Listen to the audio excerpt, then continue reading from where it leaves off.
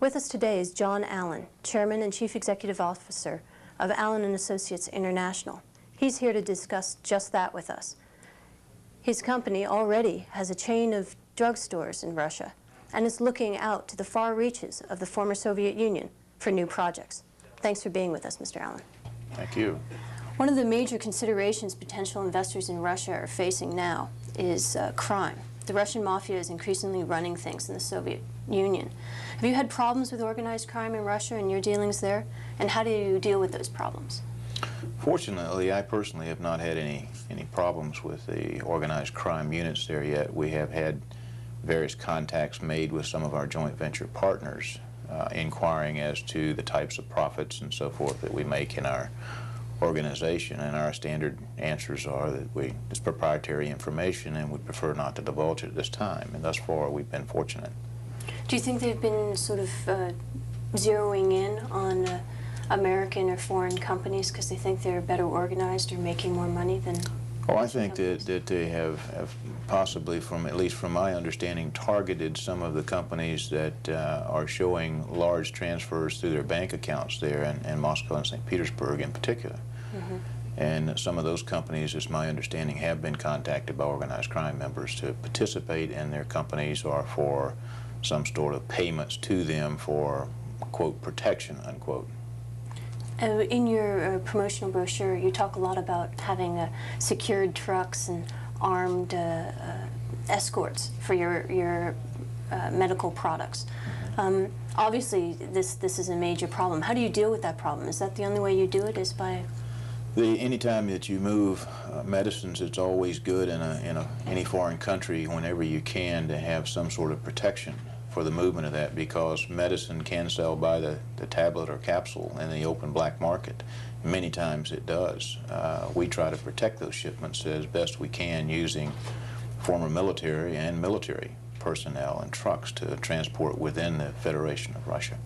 And this is something that you do wherever you do business, or is it particularly strong in Russia? It's particularly strong in Russia, and now we're looking at some of the other NIS states in which we'll also utilize their particular militaries whenever possible to move product around and to store it. So if you have a valuable product, your advice would be to other business people that they should take these sort of security precautions? Absolutely. Okay. I know you also have offices in Hong Kong, and in the 1980s you were very involved with the China market. I think increasingly companies that can't afford to do both, China and the former Soviet Union, are turning to China. How would you sell Russia to them, to show them that Russia is a good place to invest in the new sort of boom?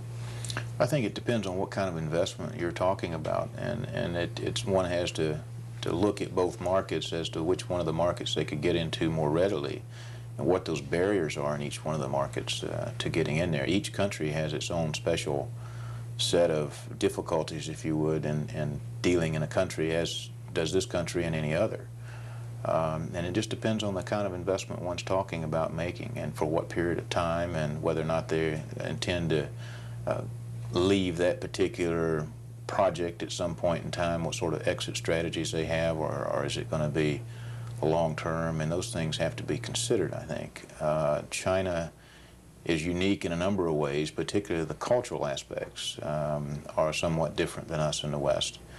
Not that Russia's not in many respects, especially the closer that you get to the Far East, you start to run into a lot of the different types of cultures that I think as an American business person going into either of those countries, it would certainly do one benefit to study the cultures first before they go over and try to do business in those countries. Mm-hmm. You talk about the former Soviet Union as you get closer to the East. Are you doing things also in the newly independent states and trying to branch out from Russia? And how difficult is that compared with doing business in Russia?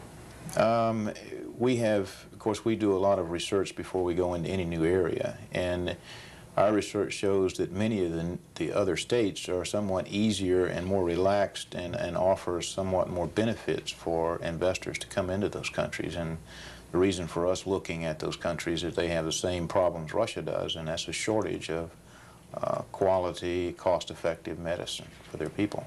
Why do you is it more bureaucratic in Russia just because Russia used to be the capital? Why is it easier outside? I think it's, if you look at Russia in general, Moscow and St. Petersburg are probably the more difficult areas to do business now in Russia for a couple of reasons. The organized crime units that operate in those areas are a little bit more active than the outlying areas.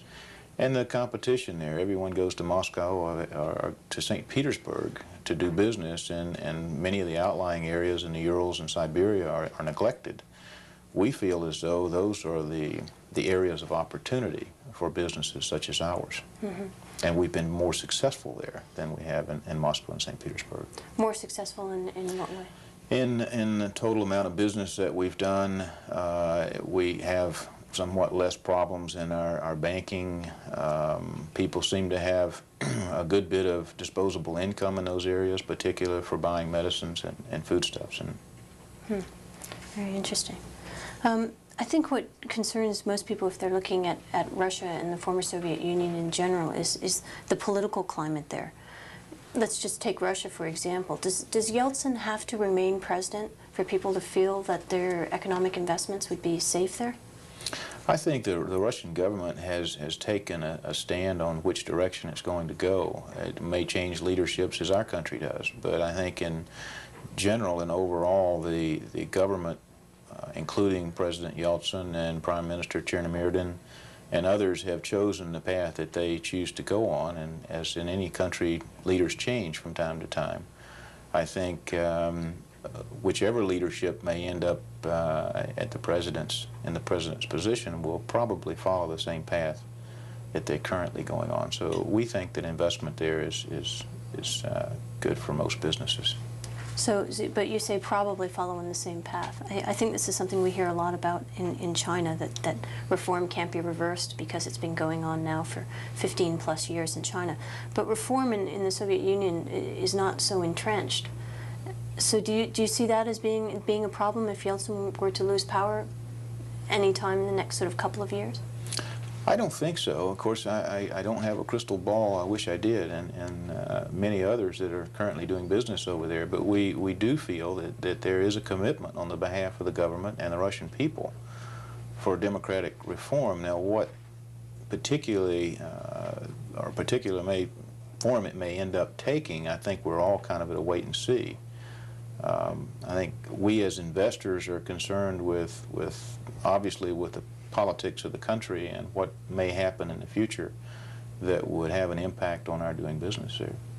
Bringing politics closer to home, you and I both went on a mission to Russia with Commerce Secretary Ron Brown, and he's been spearheading the latest movement in the Clinton administration to help U.S. companies get foreign countries to actually buy their products, or help U.S. companies land major deals. We saw that in Saudi Arabia with the Boeing aircraft and the AT&T deal that was signed last month. Do you think the policy is working, and how would you like to see it develop? I think it is working. I think the trip that we took sent a strong message to the Russian people that we are serious about our business intents, that we do have some concerns in which we voiced during the meetings with the government officials there, and we're kind of at a wait and see if those recommendations and those problems that we discussed, there's some action on those in the future. It's just a little too early to know that at this particular point.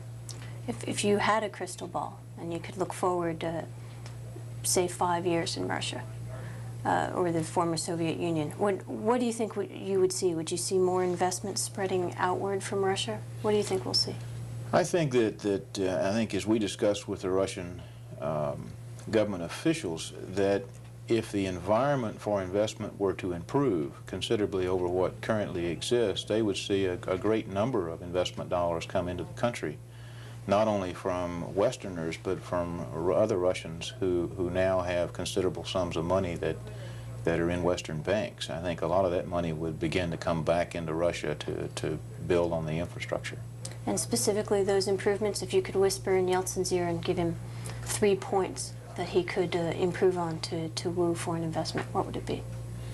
Of course, the tax structures have to be, that's one of the major issues, have to be reviewed, and that's an ongoing process, even in this country. What can be done to improve investments, and that's a major issue to most of us who are doing business over there.